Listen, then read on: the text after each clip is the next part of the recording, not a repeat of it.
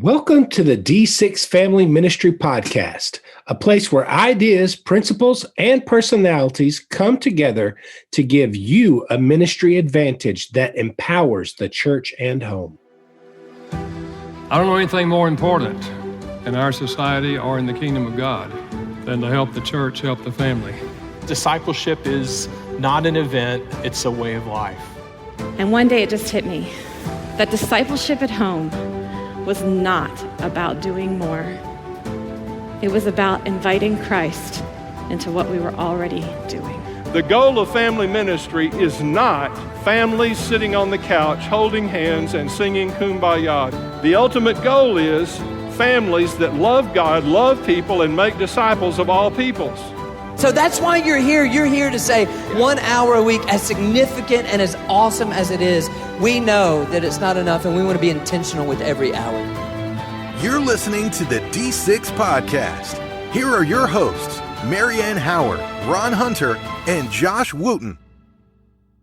Well, I am really excited about this part two from Miss Amanda Dunlap and just her wisdom about mental health. And this one is very emphasized on the person in the pew. And I'm excited about what we're going to get to take in today. I wanted to start us off today with this question. She talks about something that is important in navigating mental health right now is to take breaks from watching news stories. So I want to throw out the idea. What are some shows, news, or things that you've turned off in light of this season? My wife and I we had to make a conscious effort, and we have a new rule within the confines of our bedroom now that the news does not get turned on in our bedroom. Like we would it's almost out of habit. Wake up in the morning, have our coffee, sitting there talking after some devotional time or whatever, and just turn on the news. And found it changing, our posture, changing our attitudes, our hearts, and just, scripture says that our eyes and our ears are the temples, they're the gates into the temple. And we were just feeding it with all this negativity and found ourselves in a pretty foul mood before we even left the confines of our bedroom in a day. And so we now have a rule that we just we're not allowed to turn on news in the morning in our bedroom. I think there's wisdom there. I've gone through in the last 2 to 3 months seasons of fasting from news. And I chose initially to just fast from TV news. And there's just a power to it. I used to work in the TV industry, and we would always talk about the power of television over radio or print in this way. If I were to pull out a cutting board and I were to put a lemon on it and take a knife out of the cutting block, and I were to slice that lemon open, and I was to show you me squeezing the lemon juice out of those 2 halves of lemons, your mouth begins to water. And it might even do so with me describing this the way I am with just audio. You can't get that from reading a newsprint article. And so I've gone through news fasts where I refuse to take in my intake through radio or TV, and I only read it, and I can choose what I read and how much I read. And the sad part is we can step away from news and catch a 15-minute headline set, whether it's in reading, print, TV, whatever, and we're totally caught up for the day. We don't need to consume a 24/7 news cycle.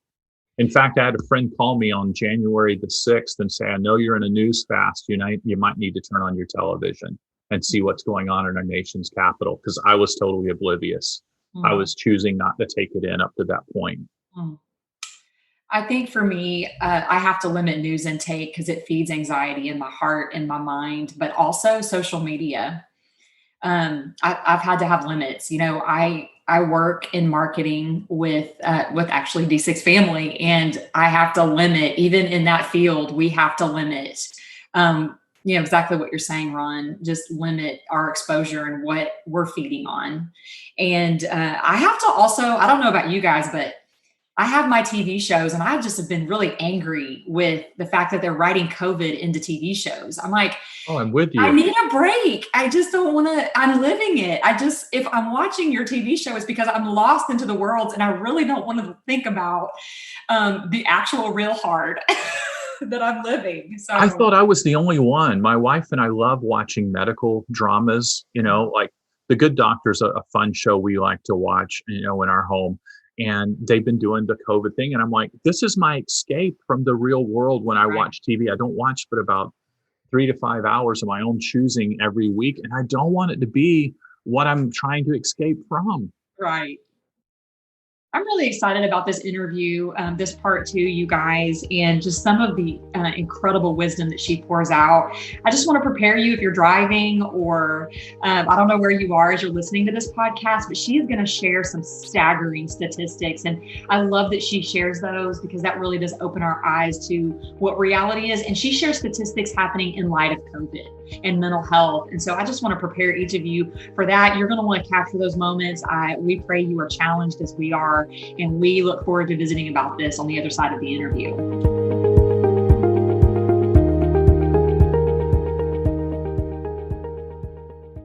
Start connecting with your family today with the D6 Family app, available for free. Based on Deuteronomy 6, D6 is the leading voice in family ministry. Scripture teaches that parents are the primary disciplers of their children. The D6 Family app delivers resources that are updated weekly and designed to equip you for generational discipleship. Resources include family fun questions, weekly splinks, parent pages, family fun nights, foundational talks, the D6 podcast, and more. Connecting with your family has never been this easy or fun. Download the D6 Family app today.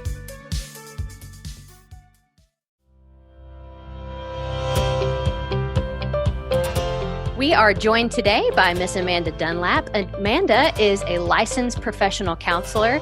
She is the Director of Clinical Services at the Next Door in Nashville, Tennessee, where they provide a continuum of evidence-based substance abuse and mental health services for women in an environment of faith and healing to restore hope and a lifetime of recovery. She has served there for 13 years. And Amanda is married to Matthew, and they have 2 awesome boys. Also, again, noted as we've been friends for a very long time. So I'm so excited to have this conversation with you, my friend. Thanks for joining us. Yes, thank you for the invitation. I'm thrilled to be here again. Well, we are, again, continuing our conversation on mental health and the church. We had part 1, talking to church leaders, trying to equip them. So if you haven't checked that one out, you're going to want to drop in on that one and listen in. But we'd love to meet the person who's in the pew, who has struggled with mental illness or is continuing to struggle with mental illness or a substance abuse. And so this is a conversation for you, or maybe it's a conversation for someone who has a loved one, someone that they genuinely care about who is struggling with one of those issues. So as we're talking about mental health, what would you say are the most common? I think, mental health is a phrase that we are hearing more and more often, but again, might be misunderstood. So when people say mental health, what are they talking about, and what are some of the most common mental health issues that you see? Yeah, I'd like to break it down, Casey, when we hear mental health, and I'm thankful we're hearing about it a little more, truthfully, to decrease stigma, is mental health really includes our emotional, psychological, and social well-being, right? So we all have healthy times, maybe those times in our life that were a little more unhealthy, and it affects how we think, feel, and act. And mental health also helps determine how we handle stress, how we relate to others, how we make choices. Mental health is important at every stage in life, from childhood and adolescence through adulthood. So you're going to learn how you deal with life, how you interact with the changes of life. It all goes back to your mental health. And over the course of our life, if you've experienced mental health problems, your thinking, mood, and behavior could be affected.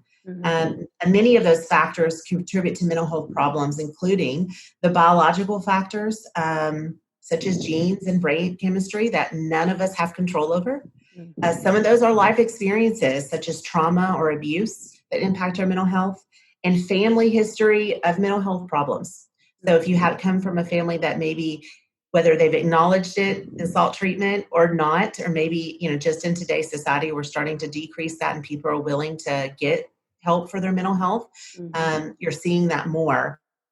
I wanted to share a little bit about some stats, not that I like to put a person along with the stat, but just really for people to understand the importance. Some common mental health illnesses that are in America, specifically today, are U.S. adults with anxiety disorders are 42.5 million, Casey. Wow. Anxiety disorders are among the most common mental illness in America. And I like to talk, since my expertise here at the Next Door, as well as mental health, is substance use, and 19 million adults with a substance use disorder in the last year. 1.1 million children, because I want to include them as well, so we can recognize that, with a substance use disorder in the last year. Wow. A substance use for children? That many? Absolutely. Percentage of adults with mental illness who did not receive any mental health treatment is 56%. So there are some that know that they have a mental health illness, but don't have, it could be a myriad of reasons why they don't seek treatment, but 56%. So we're dealing with this in our church pew, and I want that person listening today to know that they are not alone. Yeah. And more times than not, half of Americans, you look down 2 people from you and someone else is dealing with the same thing. So just want to open the conversation up with that today, Casey. Wow. Yeah. Thank you for bringing awareness. It's so important to feel like you're not alone, even in dark times, to feel like someone else is going through this or has gone through this, to know that there's hope and that there's resources, which again is why I'm so thrilled that we're getting to have this conversation today. So obviously here we sit toward the backside of a pandemic. Would you say that the pandemic has affected mental health? Absolutely, yes. I think everyone probably sitting there is going, well, of course, if we're acknowledging that mental illness needs treatment, is as a stress has obviously increased due to the needed precautions to put in place. Isolation. It has isolated us, and that is a huge trigger for many folks dealing with mental illness. And particularly here at the Next Door, substance use is maybe the number one trigger for relapse is isolation, and also a stressor for those dealing with mental illness. A recent number of over 81,000 overdoses, deaths in the last 12 months that ended in May 2020. This pandemic definitely, Casey, has ushered in stress, isolation, and economic upheaval for many folks some have dealt with it and some have never dealt with it in their life. And they are, as I said, all known triggers for addiction and relapse. And it also robbed many people of treatment options and support systems. So many times, as we all know, many churches went to online, and that stripped many people from our communities, right? That's just one community for folks. Some, their employment, right? They're at home, sitting at home, doing their work day in and day out with no human connection.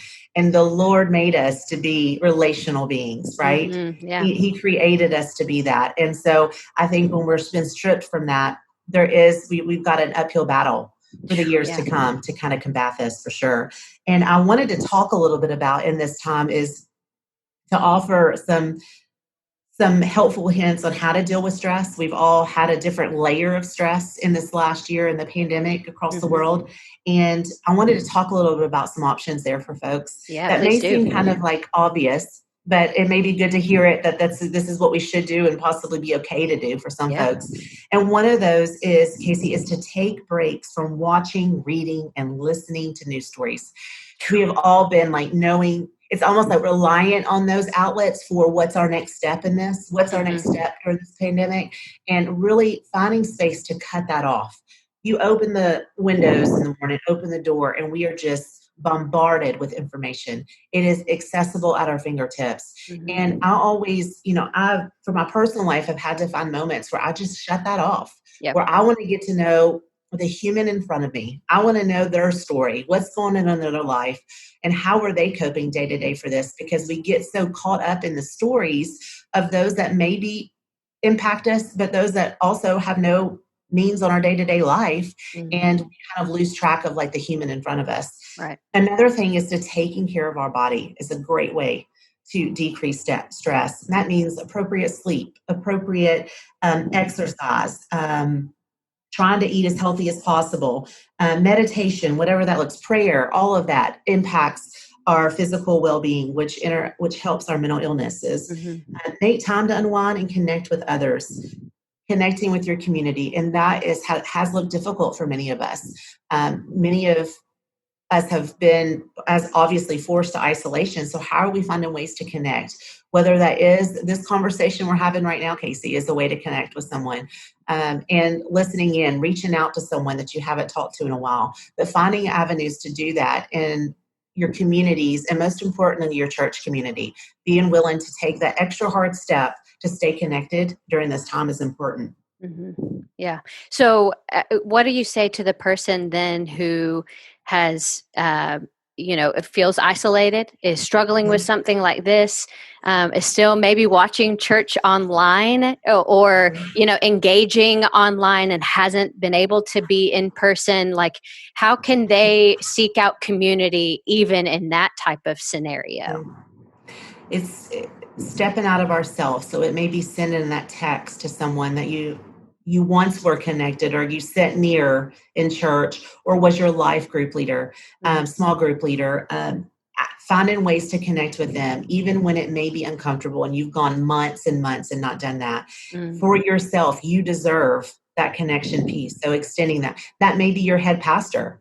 Yeah. Reach out to him with a phone call. Say, I am raising the flag here, and I am feeling very disconnected, which takes some vulnerability from us, right? To be able to reach out. But we are all worthy of that. And if it helps, the Lord definitely created us to be connecting humans. So I think it's always to fall back on that, if nothing else. It's important to recognize that. So. Yeah. One of the things that you talked about when we first started this conversation about some common mental health issues and things that can start those, or can begin this process. You mentioned that sometimes it can be hereditary. It can be in your genes. So I would assume that could be like good mental health and bad mental health could be in your genes. Would you say that there's a generational impact as far as mental health goes then? Yes. Many studies on the brain, which is where obviously mental health derives from, are thought to be genetic and environmental. So not really one or the other, but both. And many people have mental health concerns from time to time. I mean, someone may not live life, their whole entire life, with a mental illness, but maybe a chapter in their life that they've struggled with mental illness. But mental health concerns become mental illnesses when ongoing signs and symptoms cause frequent stress and affect your ability to function. So that's when you realize that this is beyond just a very high stress time in my life, but I start seeing the effects of in my day-to-day life, whether that be in relationship with people, whether that be in my work, right? I'm starting to not balance my work-life balance well, maybe in my relationship with my children and being able to be a parent to my children. I'm realizing, and maybe I'm seeing that in my child. I'm seeing that my child isn't able to interact with their peers, because that's looked different in the last year specifically. But you're recognizing their studies aren't what they used to be. All of those things, those are signs to be looking out for, to realize when you've kind of like maybe crossing the line over into a mental illness to seek treatment for. Yeah. Thanks for bringing those up. And, here at D6, we are all about discipling our children and the generations that follow. And this is something that obviously from the statistics that you just shared, we can't hide from this. We can't hide it, for ourselves. We can't hide it for our kids or for those that are around them. We can't hide it for their entire lives. We can't keep them in this little bubble. And there's been a lot of talk about inclusivity and things like that, with even disabilities and, things like that. I would, tend to lump mental health in with that, where like, as we're discipling our kids to love God and to love others, how do we discuss this topic with our kids? I feel like this is kind of a layer of discipleship and having this tough topic, what are some things that are appropriate to share with them, and how do we like have those conversations with them about this topic? Absolutely great question. And the way I approach in my training as well is that these aren't one-off conversation topics to discuss, right? Like sit down and have the talk about anything in life, truthfully. Just like discipleship. It's not a one-time thing. It's not a one-time. It's not a Sunday morning incident, right? That's it's right. Yeah. An everyday interaction touch point. So these conversations are normally most appropriate when our children come to us with questions or concerns, and or if their day-to-day life is impacted by someone living with a mental illness. So starting those conversations earlier, the better, when best appropriate. And that, Casey, that's going to look different for everybody. I'm not saying you're sitting down at the dinner conversation and we're talking about depression of somebody that they may know or may never know that has it, that is struggling with that. So when I say that, I'm saying having ongoing conversations with our children and leaving the door open so they know that it's inviting and appropriate and welcome for them to come to us. And never minimize our children's feelings or questions. And it provides to leave space for them to ask and feel. And that is their feelings and their questions that they want answered to, and being willing to be that parent or provider that is willing to have those conversations. So to go through a list, I kind of steer away from like, say this, but not this, because honestly, if you have questions about that, that is a very common question to reach out to a provider or someone at a local agency to say, how do I have this conversation? Maybe it's you that as the provider or the parent that is living life with a mental illness, and you want to know how to inform your child, just like diabetes, right? Like I always think of like comparing something that the society, as we know, is so like frequent. And when someone is having to get insulin shots, right, 9 times out of 10, their children are going to know why mommy or daddy or their caregiver is doing that. It's because I have a diabetes and I need my sugar to be. Well, just like mental health, when I maybe need to go see a therapist or go see my doctor, whatever that looks like, having those conversations. So it's not scary for children, but they also know that there's help out there that will also help them create spaces for them to seek treatment should they ever come a point in their life where they need treatment as well. So having the conversation open is what I would say. Yeah. And if you need help having those conversations, reaching out to someone in your church to hopefully your church can connect you with somebody in your community, or reach out to someone in your life group. Be willing to ask the question ourselves and model that for our children. Yeah. You know, when our second son, Lincoln, he was real young, he asked all the why questions like every, 3 and 4 year old does. Absolutely. But he was just obsessed. Like he would just ask and ask and ask and ask and ask. And I had a friend sitting in the car with me and she was like, oh my word, are you not so frustrated with him asking all these questions, even questions that he just asked and you're answering again? And I told my friend, I said, it's important to answer these questions that we see are nonsense, because when he has questions about things that really matter in the future, he's going to know that I will answer them, or that I will at least listen and have a conversation. Where I think that's a great point that you make with this topic. Maybe it's, we ourselves as the parent or like the caregiver are struggling with something and having that conversation. Or maybe it's something that they're struggling with that in the future they will know that I can go to this person because they've been open with me, or they have answered my questions about things that really didn't matter. So when things do matter, they know that you're going to be there and be willing to have that conversation. So thank you for pointing that out. Yes, that's beautiful, Casey. Great example. It's creating safety from those why questions at age 3, which I'm now getting with my second. Yes, I know exactly what you're talking about. Godspeed, my friend. Godspeed. That's awesome. Well, okay. So we recently, like I referenced earlier, we had a discussion about mental health and the church. So if you're listening and you haven't checked that out, be sure to check out part 1 of this discussion. But why do you think people are reluctant to share in a church setting? Remember, we're talking to that person who's struggling, who's sitting in the pew, or we're talking to that person who is a caregiver or a loved one of someone who is going through a mental illness. Can you give us some layers maybe as to why people are reluctant, and maybe give them a little encouragement as to how to walk forward in that?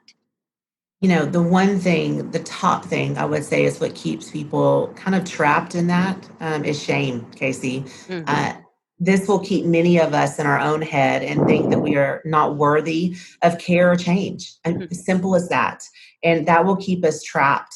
And this is false. I mean, that's just completely not true. So if you're listening today, if I can reassure you of anything, that you are worthy of change and hope and care, and it's out there for you. It's available to you.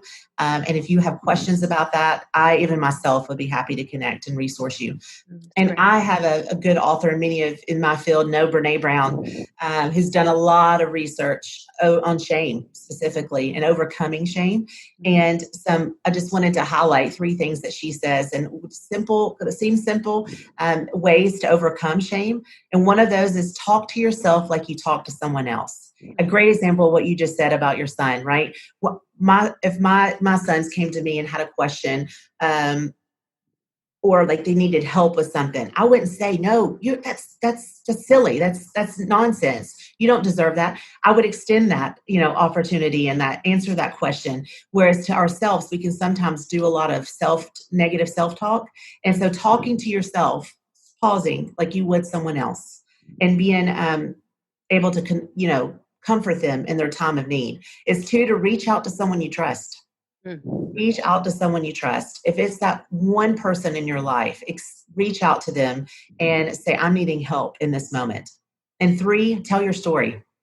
That seems so kind of scary and vulnerable, but secrets really intensify shame. So the longer we keep that in our headspace, and in addiction, specifically here at the Next Door, we like to say secrets keep us sick. And that is very true and really can resonate with many folks, not just substance use disorders, but this is so true. Secrets keep us sick. So the minute that we continue to hold space in our head for shame and for unworthiness to not have a different life, right? And seeking and getting help for our mental illness, the Lord created us for wanting to have the fullness and healthiness version of ourselves. And there are resources out there to help you get that as well. So I just wanted to offer up those 3. If you haven't looked into Brene Brown, has some great research over the years on shame. That's awesome. Okay. So, but you and I are both married to pastors. We're both very involved in our church. But as a church leader, as a small group leader, people confide in us quite often, and it's a heavy burden for them to bear. And then, like you said, just being vulnerable and opening up, that vulnerability is then passed on to us, and we're, like Scripture says, bearing one another's burdens, carrying it for them. So that's on, our shoulders as well. But sometimes I feel ill-equipped. Like I'm like, whoa, like I don't know how to help you. I will pray for you. I will encourage you, which are great things. I don't want to say that they're not, but sometimes I feel like it's past my pay grade. It needs to be handed off. I need to help them, or, they're struggling with, they're having suicidal thoughts or, self-harm. Like, what do I do? And the people who are listening, who love someone who are struggling with this, what do they do? Maybe some things that they can do or be watchful for when they're, handling this mental illness or substance abuse for someone that they love. Yes, great question. That does happen often. And, the first thing I'd like to say is if someone confides in you and is opening up to you, really, and I know this is as a mental health provider, my mind goes right to this, but I think every one of us can do this, is assess safety first. Yeah. And what I mean by that is not being afraid to ask the question of, are you thinking about harming yourself or someone else? And that may sound like a scary question to ask, but asking someone in a moment of crisis, if they're reaching out to you, assessing that. And that doesn't mean that you have to fix that. That means, where do I go next with that? So say someone does, you reach out to your local, as simple as reaching out to your local police department while keeping them on the phone, because obviously they trust you. So hold that space for that trust, and don't derail that. But knowing that, because they trust you and they love you, you're extending on next layer of help to them. And so a local police department, even for rural areas, can do well checks. And what that means is you call in. I've honestly had to use it when resources were limited. And I will call the police department that the person is living in and say, I'm going to need a well check on so-and-so at this address immediately. And they will go there. And then you've handed it off to someone that can assess for this and know if they need immediate help in order to keep them safe or a family member safe. Right. And as I said earlier, encouraging that person and really thanking them for being open and honest and vulnerable to reach out to you and honor that trust that someone obviously has in you and walk them through getting them the help that's needed. Yeah. So, I know me and you, Casey, there's been times in our friendship that you've reached out and said, hey, I know someone that needs this. Where can I connect them to? Or what can I do next? And so having even that person, I love having those people in my life when it's, out of my lane to know where I can go next for this is having those people. So being connected in your community to know who you can reach out to in your congregation locally or your small group setting or in your larger community that you live in. Yeah, that's great. Okay. So, as always, we want our listeners to just walk away with some nuggets to chew on, right? Some tools to put in their toolbox, ways to be encouraged, things to process or things to do. So maybe you can give the person listening who, again, at the end of the last conversation, you said, thanks for listening because this means that you're taking that next step to equip yourself. So if you're still listening, thank you so much for staying tuned in. So what about this person? Yes. That is questioning getting help, or maybe it's their caregiver or their loved one. Maybe you can give them a few steps to go from here. Like, what are your first few steps that you would give to them? Yeah. First, I would like to say is help is available. Help is possible. Help is there, and may take some hurdles to overcome to get that help. But being at this place, if you've listened and tuned in this far and you're sitting there saying, this may be me. I may be at this place in my life that I need this help. Hear me say it is available to you and you are worthy of that help. Mm-hmm. 2 would be no shame. We need to walk through life with hope and perseverance. And if you don't have that right now, reach out to that person that has that for you. Let them stand in the gap until you can attain that. But as I read earlier, the stats, 46% of Americans will have a diagnosis with illness. You are not alone. So in that, hear that there is no shame in that. There is no barrier too big to overcome that you're not worth. And 3, mental health is just as important as the whole human health. And in order to be the fullness that the Lord created us to be, our mental health is very crucial in our spiritual growth, our physical health, our relationships with our children, our parents, our spouse, whoever that may be. Mental health is just as important. And 4th is have a community. Have a community. And I like to, not think that it's just something some mental health provider sitting on a podcast saying, but I'll bring it back to the word. And the Lord created us to live in community and even set that up from the earliest days in creating disciples. Even his small network, his small group within that disciple making was to have an inner circle for himself, right? And Jesus showed that when he's walking on earth is that the Lord created us to be relational beings. And I tell the ladies here that all the time, that you are worthy of connection and relationship with others. And no drug can stand in the gap of that, or no negative coping can stand in the gap of that. But the Lord has created you to be relational, to give, to take, all of those things. And, you shared Galatians 6:2 earlier, right? Like carrying each other's burdens. And in a way, you fulfill the law of Christ. So in that, the Lord has called us to carry each other's burdens, which one I hold great passion and honor to be able to help others carry their burdens. And I don't do that because I have letters behind my name. I truly feel like the Lord has called me to do that. And the Lord has called every single one of us to do that in community. Right. There is someone sitting in your local congregation that is willing to help carry your burden. And first and foremost, our Lord is. So that's what I would like to wrap up with there, is that those are the, some 4 steps that I would like to encourage those that may be sitting there wanting and seeking treatment. Awesome. Thank you so much. And, one of those steps was that help is available. Like there are resources. So if you are listening and you're in the Nashville area, or even if you're not, and you're just curious about what the Next Door is, you can go to thenextdoor.org. Amanda, do you have any other resources that you'd like to share for someone who's sitting in that seat saying, okay, well, if help's available, what is it? Where do I go next?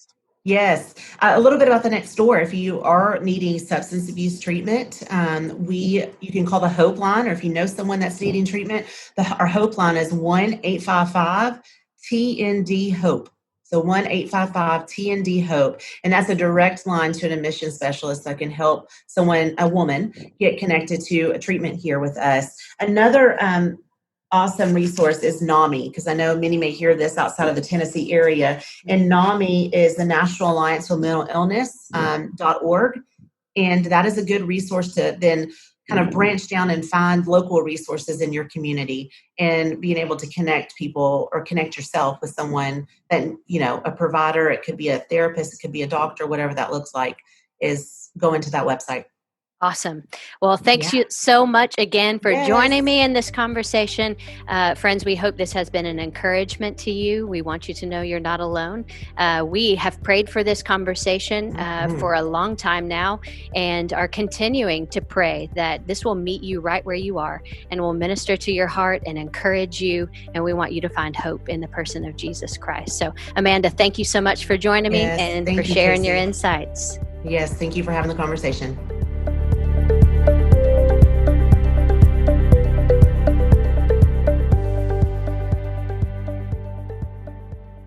I'm so glad that we, as the church and church leadership, are having these discussions and conversations, and podcasts and interviews. And, one of the things that has been a roadblock for people to have these discussions in the past, and she's brought it up, is shame. And I love how she really went and dove into that, and to the root cause of so many mental health issues has nothing to do with the person. It's genes, it's family history, it's some sort of trauma that most of the time you experience that you had no fault in bringing upon yourself. So these top three things, she says genes and family history and trauma, it's important for people to know that it is not your fault for what you're experiencing. And I think so many people think that it's something that they may have done. And I think just giving us this practical wisdom and these things to share with people that may be experiencing this, to let their guard down. Hey, this is no fault of your own. And what's sad is, some of those statistics, like you shared, that half of the people that are going through these issues, she said, that don't seek treatment, and we were created to be in relation and to carry each other's burdens and not go through this alone. And it breaks my heart that so many are in it alone. But the fact that she, pointed back to it's not your fault, I just think that really spoke volumes to me, and will equip me as a leader when I approach these people that are dealing with this, to be able to let them know that, and hopefully let their guard down, to have conversations, to dig deeper, to getting them the help that they need. Yeah, to be really clear, there are things that we go through that sometimes are our fault, but Satan really uses the bulk of what we go through to make us believe it's all our issue. It could be somebody else's sin, somebody else's choice that has come upon us. But she used that phrase, and I wrote that down: shame keeps us from talking about it and trapped. You are worthy of change and hope and care. I love that phrase. And that's what we've got to do, is come out and care. And when we tackle shame the right way and can talk about it openly, then it creates a bridge to our kids' hearts, because it says, she pointed that out, they will know that we're being open with them, talking truth. That's right. I've come out of this. I listened to this through the lens of a mom who has a child who battles anxiety. And I absolutely love Miss Amanda. You really equipped me as a mom today. And I want to thank you for that, because your tips on how to disciple through this in the home, you said to be open earlier, or the earlier the better. So keeping an ongoing conversation happening as you go, as we continue to talk about that as an organization, that's discipleship as you go, even through the lens of mental health. Leave the door open. I love that she said that. That was very wise for my heart. Always be approachable as a parent. Leave the door open. You want to create an environment for transparency, and you want to create an environment where your kids feel comfortable bringing it up, or, you bringing it up and asking open questions. And I love this part. I starred this on my notes. Never minimize questions or feelings. Oh, yeah. Yeah.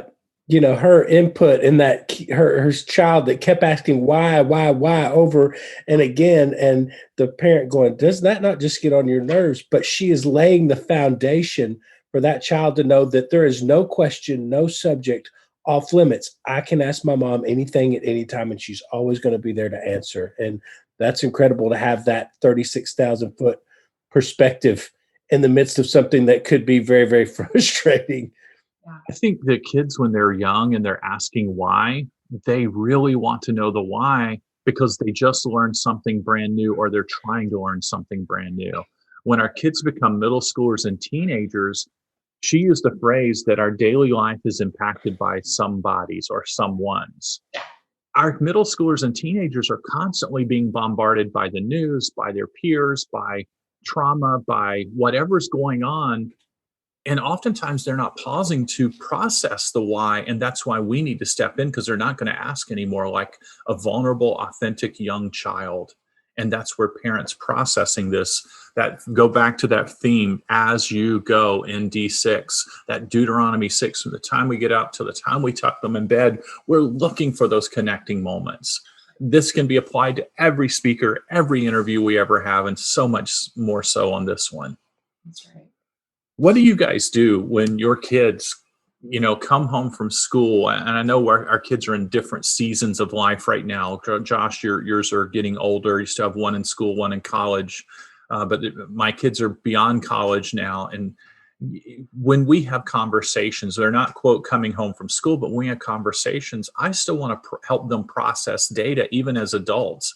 How do you segue from a normal conversation to the processing conversation in your families? I think you are the one, actually last year or the year before, that talks a lot about listening well. And, I'm in the season where we're discipling in the car. You've talked about that shoulder to shoulder, and I have 2 boys. But I think listening well, and it is of being in lockstep with the Holy Spirit to know how to ask questions. And if you're always having conversations and that's part of your DNA of your family, then even when they're adults, it's easy to turn the corner and say, hey, I'm checking in on your mind and your heart. How's your anxiety? How are you feeling about that?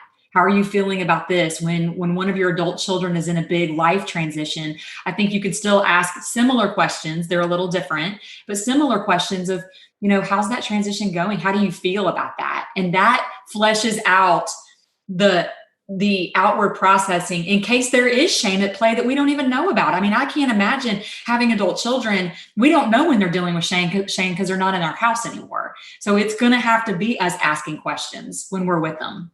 Yeah. I think it's important to validate your children's feelings and asking them, how does that make you feel? And I often say, man, if that were me, if I was going through your situation, I can imagine that probably hurts a little bit, doesn't it? Probably feel betrayed or whatever it might be going, but finding that empathetic common ground with them in that, I think, is very important. But it's established over years, like she said, it's a process. These aren't one-off talks. These are, like you say, as you go, this is a consistently pointing your kids back to a biblical and godly perspective on what is going on in their life and how the Lord is working. And one of the questions we always ask, as even when things aren't great, ask our kids, what do you think God may be trying to teach you in this season? What do you think you're supposed to learn from this?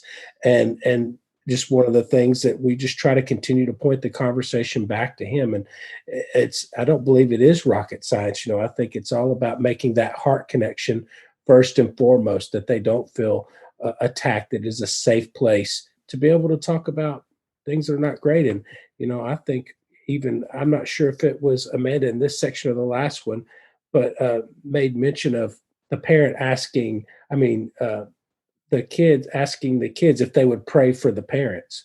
Hey, would you pray for me in this? This is what I'm kind of going through right now. Would you guys, as kids, my children, I got your back, but I'm asking you to have my back. And it's not offloading too much baggage that might be not theirs to carry, but there are things in life that I think you can bring your kids in on the conversation going, hey, we're all struggling. I'm not Superman here. I need your help as well. Could you pray for me? And I think it's very powerful. It helps to open up that two-way street. When we would help process with our kids over just life's moments, and we still try to do this today, when they observed something that went on and they knew something didn't go right, we would often ask the questions, what should that other person have done? What should the teacher have done? What should your employer do now? We talk through employment situations now, supervisors, things of that nature. And it causes them to change their role. And they go, well, the supervisor could have easily done this, this, and this. Then that sets up the narrative when they bump into the mental illness or the need for counseling or marriage to say, you know what, how we've always coached where teachers or bosses should do this. This is what counselors do for us. And it opens up the credibility factor when we refer, and because we're trying to remove the stigma from a lot of this. If we got cancer, we go to an oncologist. If our eyesight got bad, we go to an ophthalmologist. If we go to specialists, but we don't do that in our mental health world, in our emotional world, and we so need that. And we need it to stay within the confines of appropriate biblical counseling for sure, to where somebody's going to coach us from a biblical worldview.